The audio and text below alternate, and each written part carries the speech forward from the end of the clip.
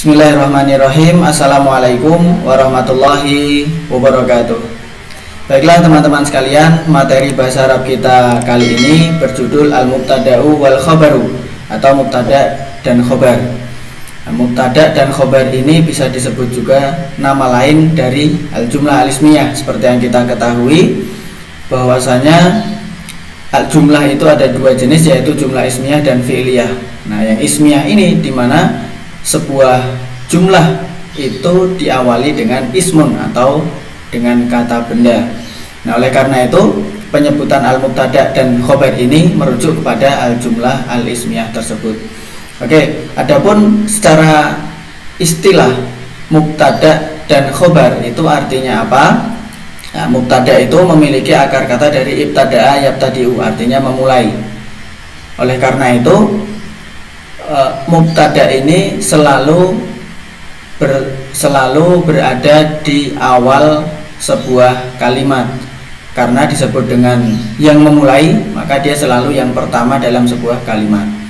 Adapun khobar jika diartikan dia bisa dibilang informasi atau penjelasan yang melengkapi arti dari mubtada di depannya itu, sehingga di mana ada mubtada, di sana pasti ada khobar yang melengkapi artinya.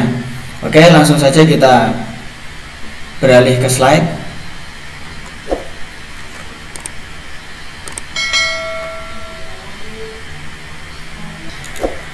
Al-mubtada'u wal khobaru. Al-jumlah al-ismiyah tahtaju ila ruknaini. Jumlah ismiyah dalam bahasa Arab itu tahtaju ila ruknaini, membutuhkan kepada dua rukun atau dua komponen. Yang pertama adalah al-mubtada'u. Mubtada' huwa ismun yaqa'u fi awalil jumlah, adalah sebuah kata benda yang terletak di awalil jumlah, awal sebuah kalimat.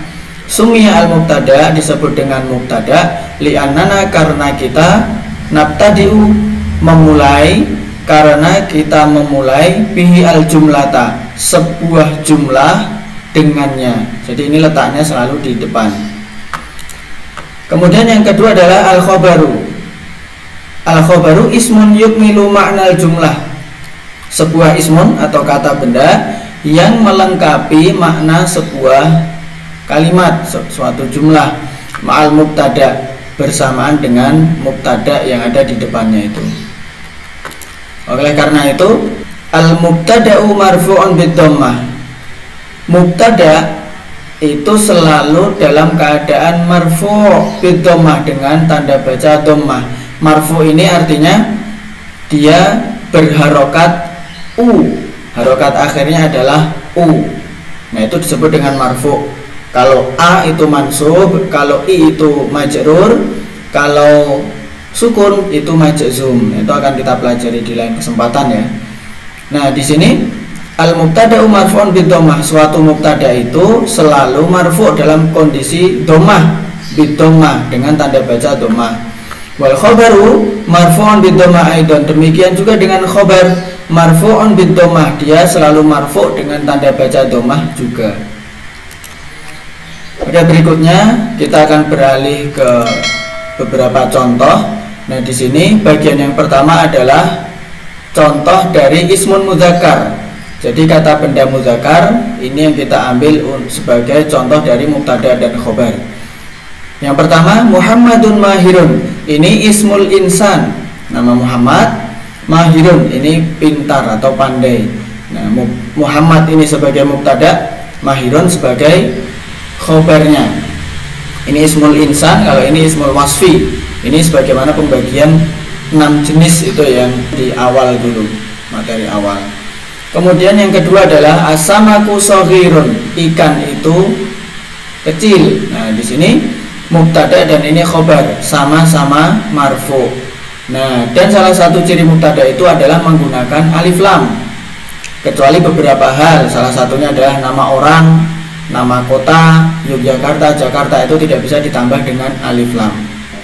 Kemudian berikutnya adalah al-mauzu asfaru. pisang itu kuning. Nah, ini juga mubtada dan ini khobar, sama-sama marfu dan ini diawali dengan alif lam. Kemudian berikutnya adalah al masjidu nazifun. Masjid itu bersih. Nah, al masjidu ini mubtada, nazifun ini khobar, sama-sama marfu dan ini diawali dengan alif dan lam. Ini mubtada dan khobar. Kemudian berikutnya adalah at-ta'allumu nafi'un. At-ta'allum ini ismul makna, kemudian sebagai mubtada dan nafi'un ini sebagai khobar. Ini sama-sama marfu dan ini juga diawali dengan alif dan lam. Kemudian bagian yang kedua adalah contoh dari ismun mu'annas. Al-falahatu nasyitatun. Petani perempuan itu nasyitatun, rajin. Nah, ini marfu bidomah, ini juga marfu bidomah. Kemudian ini diawali dengan alif dan lam. Nah, al-falahatu sebagai mubtada dan nasyitatun ini sebagai khobar. Nah, perlu diperhatikan kalau mubtada ini mu'annas, karena ini kita bagi muzakkar dan mu'annas, maka khobarnya juga ikut mu'annas. Jadi menyesuaikan, harus sama. Kemudian yang kedua adalah as-sulafatu waqifatun. Kura-kura itu waqifatun, berhenti. Nah, di sini juga ada sama-sama marfu, ininya ada alif lam dan sama-sama muannas. Kemudian berikutnya adalah asyajaratu dokhmatun. Pohon itu besar. Asyajaratu, pohon itu besar, ini sama-sama muannas, sama-sama marfu dan ini diawali dengan alif dan lam. Berikutnya al-maktabatu wasi'atun. Perpustakaan itu luas. Nah, ini sama-sama muannas. Kemudian yang terakhir adalah al-qira'atu shahihatun. Bacaan itu benar. Nah, ini ismul makna. Benar ini ismul wasfi, mubtada dan khobar. Oleh karena itu dari beberapa contoh ini dapat kita simpulkan bahwasanya mubtada dan khobar itu satu, sama-sama marfu bidommah, tanda bacanya harokatnya adalah dhammah. Kemudian yang kedua, mubtada diawali dengan alif dan lam, kecuali beberapa kata yang memang tidak bisa ditambah dengan alif lam, seperti nama orang atau nama kota dan lain sebagainya. Kemudian yang ketiga, kalau mubtada itu mudzakkar maka khobar juga mudzakkar.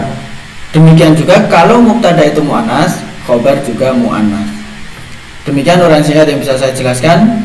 Mudah-mudahan bermanfaat dan dapat dimengerti oleh semuanya. Wassalamualaikum warahmatullahi wabarakatuh.